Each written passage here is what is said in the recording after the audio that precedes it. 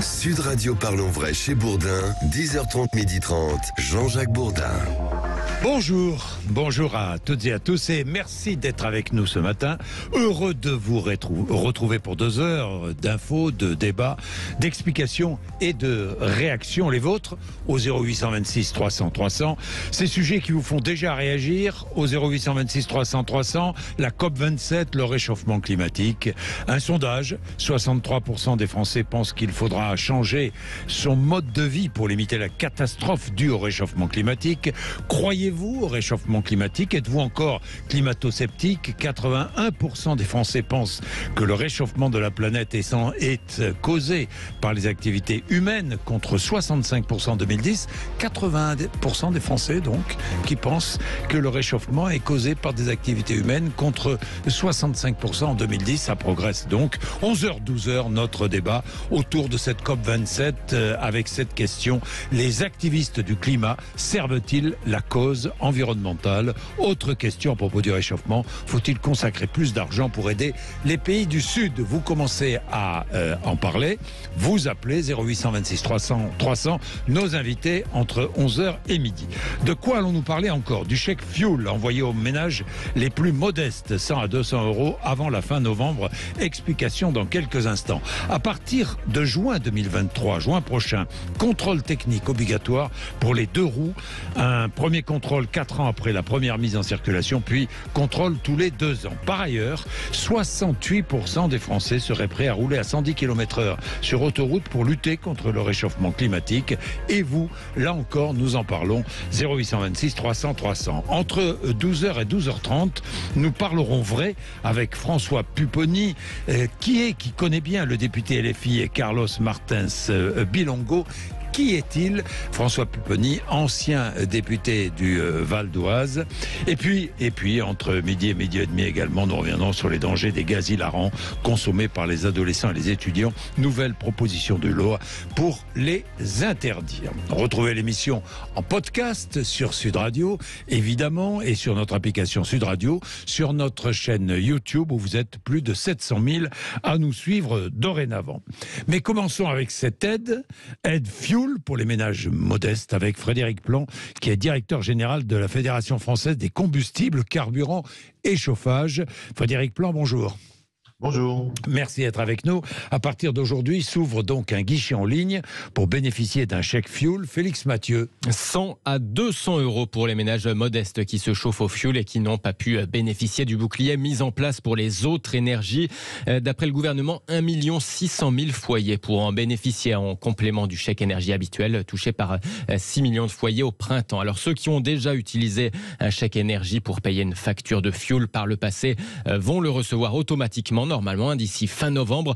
Les autres ménages éligibles devront, eux, faire leur demande sur ce guichet en ligne, chèqueenergie.fr, chèqueenergie en un seul mot.fr. Il suffira de transmettre une facture de fioul pour percevoir l'aide le mois suivant, comme l'indique le ministère de la Transition énergétique. Merci Félix. Exemple, pour une personne seule au SMIC avec au moins un enfant, le chèque sera de 200 euros. Il sera de 100 euros pour une personne seule au SMIC sans enfant. Un simulateur d'éligibilité est à disposition sur le site chèqueenergie.gouv.fr. Frédéric Plan, indispensable parce que le prix du fioul a considérablement augmenté. On en est... Quel est le prix aujourd'hui ? Alors, le prix moyen national tourne aux alentours de 1,60 € du litre, ce qui est effectivement un prix beaucoup plus élevé que l'an passé, en 2021, puisqu'il était en moyenne à peu près 0,90 centimes du litre. Voilà, le chèque fuel vient en fait combler une lacune. Il a été décidé par le Parlement à l'été 2022, et la lacune était que les consommateurs d'autres énergies telles le gaz ou l'électricité bénéficiaient d'un bouclier fiscal. Les consommateurs de fuel n'avaient finalement rien pour compenser un peu ces hausses liées au contexte international, dont on espère qu'il se terminera au plus vite pour permettre de faire redescendre les prix. Oui. Combien de Français se chauffent au fioul, Frédéric Plan ? Alors, en résidence principale et en maison individuelle, on estime qu'il y en a à peu près 3 millions. Et c'est à compléter par un certain nombre de logements collectifs. Il y a à peu près 300 000 logements, je ne sais pas des immeubles, logements dans des immeubles qui sont également chauffés au fioul. Et puis, il y a un grand nombre de résidences secondaires, mais on n'a pas de statistiques précises sur ces résidences secondaires. Frédéric Plan, j'imagine que l'utilisation du fioul est en baisse, compte tenu de toutes les autres possibilités pour se chauffer. Oui, alors il y a deux phénomènes, mais structurels depuis longtemps, c'est-à-dire depuis près de 15 ans, en volume, le marché du fioul domestique diminue de 5% par an. Oui. Alors pourquoi? Essentiellement parce qu'il y a des conversions vers d'autres modes d'énergie. Bien sûr. Pour à peu près la moitié de cette baisse, et l'autre moitié, c'est le changement des équipements vétustes pour des chaudières modernes permet d'économiser pratiquement plus de 30% d'un jour à l'autre par le seul effet du changement de la chaudière. On vend encore des chaudières au fioul? Ça se vend encore? Alors, les chaudières au fioul domestique traditionnelles ne se vendent plus depuis l'été dernier. Les seules qui sont désormais autorisées, ce sont des chaudières qui utilisent un nouveau combustible liquide qui est le biofuel F30 et qui démarre en fait. Donc, on en verra les effets plutôt sur 2023 qu'en 2022. Un carburant moins cher? Alors, c'est pas un carburant moins cher pour l'instant parce qu'il n'y a pas de prix, enfin, sa fiscalité n'est pas fixée. Donc, par défaut, c'est celle du fioul domestique qui s'adapte. Et effectivement, ça, c'est à la main du Parlement que de fixer une fiscalité qui permettrait finalement donc aux consommateurs qui aujourd'hui utilisent du fioul traditionnel de passer au biofuel F30, qui est légèrement plus cher. On l'estime entre 5 et 15% plus cher, parce que le bio coûte plus cher, la partie renouvelable. Maintenant, ça, c'est un vrai sujet sur la fiscalité, parce que autant il est obligatoire pour les chaudières neuves, ce nouveau produit, autant il est optionnel pour les chaudières installées et le consommateur n'y viendra que si son prix est intéressant. Alors 1,60 € pour les plus modestes, c'est difficile à supporter, très difficile à supporter. Ce chèque va les aider, mais je pense à tous ceux qu'on appelle les ménages moyens, qui eux ne vont pas bénéficier de ce chèque, mais qui paient 1,60 € le litre. Frédéric Plan. C'est un peu le défaut de la mesure. On voit bien que le bouclier tarifaire qui porte sur les autres énergies, sauf sur le bois, mais j'y reviendrai, en fait, concerne tous les consommateurs. Et là, on a une mesure ciblée pour le fioul domestique. Alors, on sait par ailleurs qu'en 2023, le bouclier tarifaire va sauter en quelque sorte et sera maintenu sous une forme que nous ne connaissons pas encore. Je parle de l'électricité et du gaz pour les foyers les plus modestes. Les autres n'en bénéficieront plus. C'est ça les annonces gouvernementales. Donc finalement, le chèque fioul qui ne vise pratiquement un consommateur de fioul sur deux en France est un peu en avance par rapport à cette réforme annoncée. Un chèque fioul pour une énergie fossile.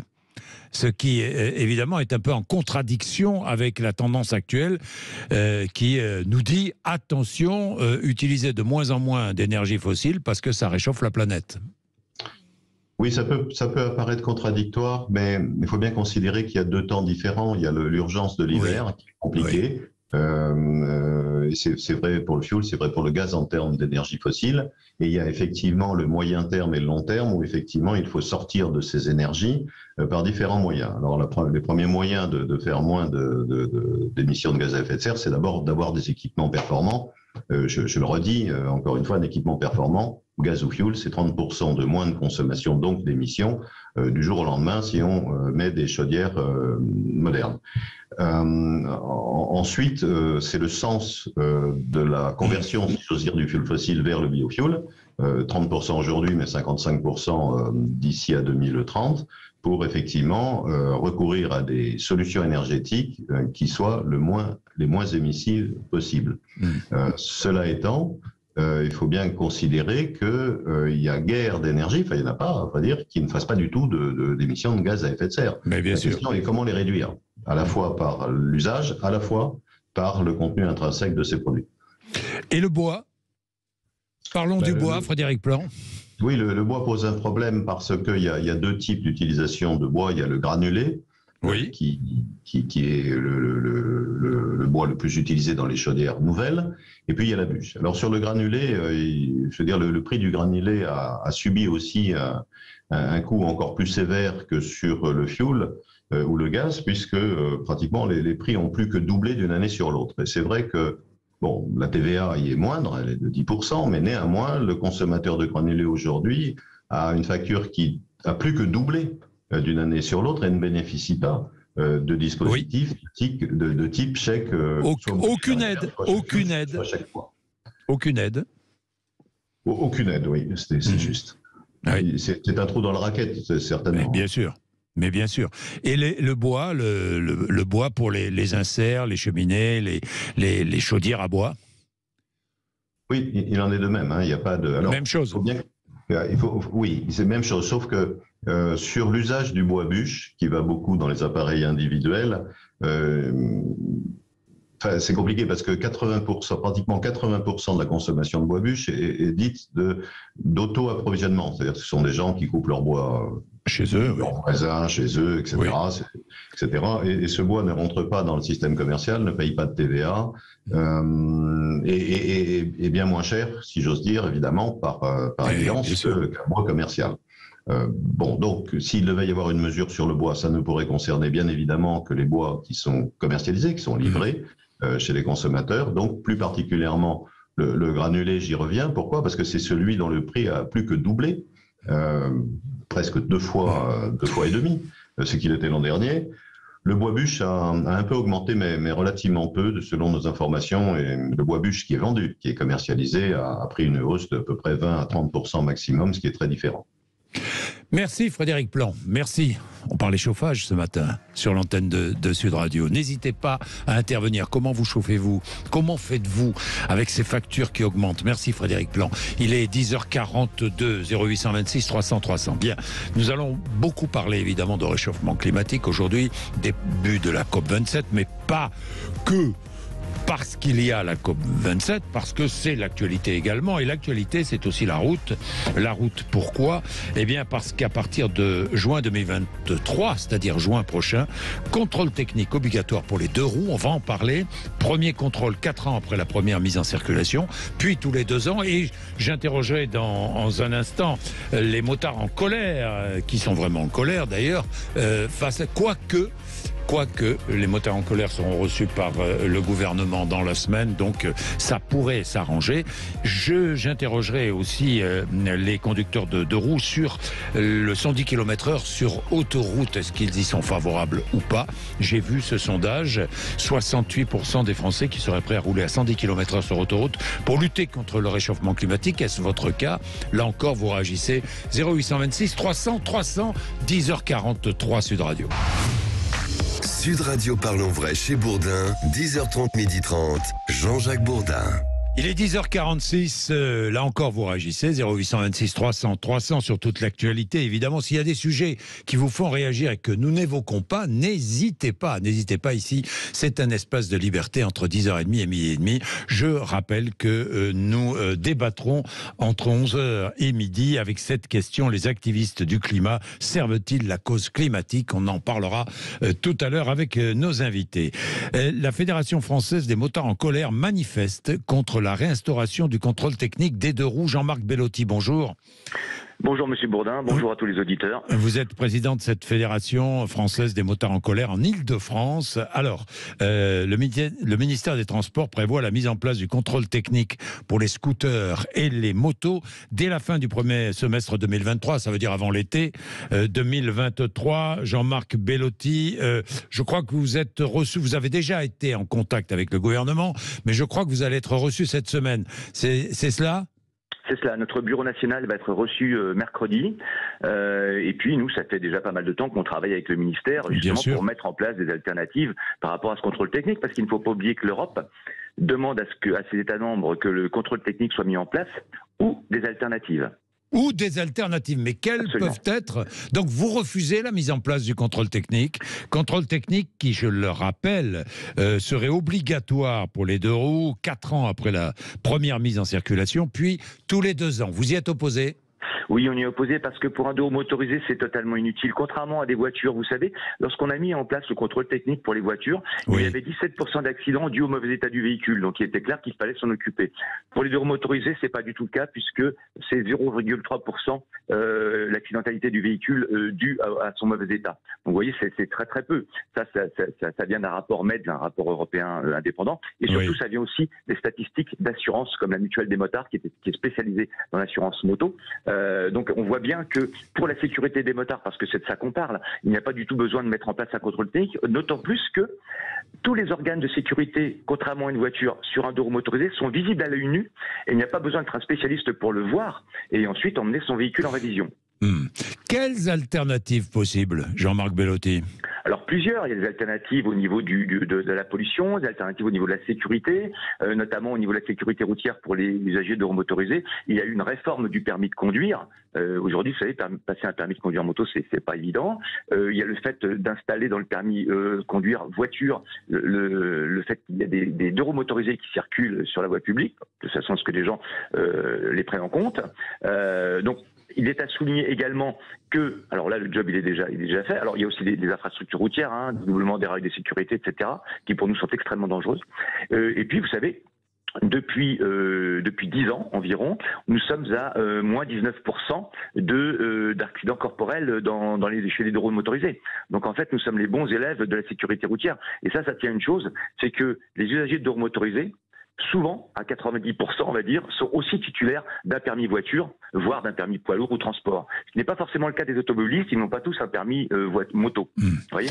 Donc en termes de sécurité routière, on est quand même, malgré ce qu'on pourrait penser, les bons élèves de la sécurité routière. Après, au niveau environnemental, eh bien, alors il faut savoir que les véhicules aujourd'hui de roues motorisés ont rattrapé leur retard et sont aux normes Euro 5. Et puis, il y a des alternatives comme par exemple, pourquoi pas, passer les deux roues motorisées, celles qui le peuvent, à l'éthanol. Vous voyez, c'est homologué pour les voitures et pas pour les motos. Donc c'est un peu stupide. Il y a aussi des primes, comme pour les automobiles, et ça n'existe pas pour les motos. Pour les automobiles, ça existe. Mettre des primes en place pour que les gens puissent changer de véhicule, avoir un véhicule plus récent, moins polluant. Il existe des motos vertes, des motos électriques? Alors bien sûr. Alors les motos vertes existent. On voit les scooters électriques, mais des motos électriques? Alors, il existe aussi des motos électriques, mais vous savez, c'est un peu un non-sens aujourd'hui, un peu comme les Tesla. Pour moi, les grosses SUV ou les grosses voitures électriques sont un non-sens, puisqu'elles parcourent quand même des vitesses, des distances, assez faibles. On a un problème de recharge, etc. Donc, alors après, des véhicules électriques dans un environnement citadin, pourquoi pas des petits véhicules, vous voyez, comme des petites voitures ou des petits scooters. Là, effectivement, c'est plutôt pas mal. Cela dit, il faut qu'on cesse de nous rabâcher que le véhicule électrique est un véhicule vert, parce que ce n'est absolument pas vrai. Et d'ailleurs, plusieurs voix commencent heureusement à s'élever, dont certains scientifiques aujourd'hui, heureusement, parce que ça ne pollue certainement pas sur place, mais par contre, ça pollue énormément ailleurs. Et puis, vous savez, l'extraction de tous les métaux rares pour pouvoir fabriquer des batteries, ça commence à devenir compliqué. Et puis, on voit aujourd'hui qu'on a une problématique d'approvisionnement en termes d'électricité aussi. Oui, le métaux rare que l'on a en France, contrairement aux idées reçues. Et aux fausses idées reçues. Il faut les extraire. Il faut les extraire. Il faut les extraire. Vous savez que pour extraire les métaux rares, pour extraire 1 gramme de métaux rares, il faut 1 tonne de terre. 1 tonne de terre que l'on va polluer parce qu'il faut la nettoyer, il faut beaucoup d'eau, et ensuite cette terre-là, on la rejette. Donc vous voyez, ça pose quand même aussi un vrai problème en termes d'écologie quand même. Bien, Jean-Marc Bellotti, 2 choses encore. Je vais prendre Gérard qui est avec nous, qui est au Puy-en-Velay et qui veut intervenir. 2 choses rapidement, Jean-Marc Bellotti. La première, c'est le stationnement payant pour les 2 roues, à Paris notamment. Ça donne quoi? Ça donne quoi aujourd'hui, Jean-Marc Bellotti? Beaucoup d'amendes? Alors pas encore beaucoup parce qu'ils ne sont pas tout à fait mis en place. D'ailleurs, je tiens à souligner que même leur système informatique est débordé parce que même des gens qui voudraient jouer le jeu et acheter un abonnement ont des difficultés à le faire. Ils sont saturés. Et puis, le stationnement de roues motorisées dans les grandes villes, en règle générale, c'est quand même une ineptie en termes de mobilité. Ça va à l'encontre de la mobilité. On nous parle beaucoup de mobilité, ça va aussi à l'encontre du pouvoir d'achat. Rendez-vous compte quand même qu'un 2 roues motorisé, ça apporte une vraie plus-value en termes de mobilité, de fluidité. C'est pour ça qu'on demande à ne pas payer le stationnement comme on l'a toujours fait, pas parce qu'on n'a pas envie de payer, mais parce qu'un 2 roues motorisé, écologiquement par exemple, c'est plus écolo qu'une voiture. Il faudrait être de mauvaise foi pour ne pas le reconnaître. À même distance, ça va rouler beaucoup moins longtemps qu'une voiture, puisque c'est pas soumis aux embouteillages. On prend beaucoup moins de place sur la voie publique. Sur une place de voiture, on met entre 3 et 4 2 roues motorisées.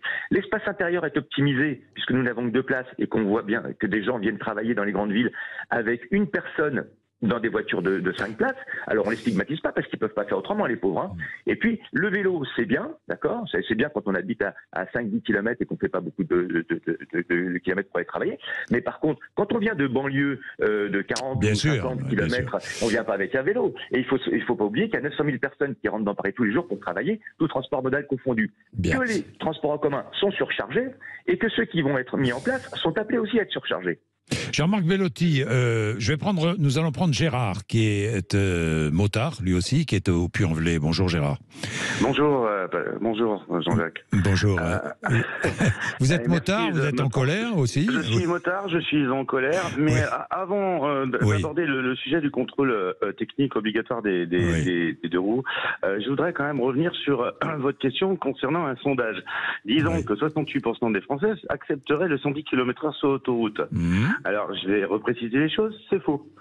C'est une interprétation du sondage. Le sondage, c'est 68% des Français qui sont prêts à baisser leur vitesse sur autoroute pour baisser leur consommation. Ce qui n'est pas tout à fait la même chose que d'accepter... C'est exactement ce que j'ai dit. Je vais vous dire ce que j'ai dit, parce qu'il faut bien écouter. J'ai dit 68% des Français seraient prêts à rouler à 110 km/h sur autoroute pour lutter contre le réchauffement climatique. Non, pour économiser du carburant. Vous avez pris... Non, c'est le sondage de l'ADEME. C'est un sondage réalisé par l'ADEME. Je veux dire, quand vous avez le prix du carburant à plus de 2 € le litre, je peux vous assurer que vous faites attention. Et c'est pas une question écologique, là. C'est une question de pouvoir d'achat. Je vous dis, moi, la question qui a été posée et la réponse des Français. D'accord. Voilà.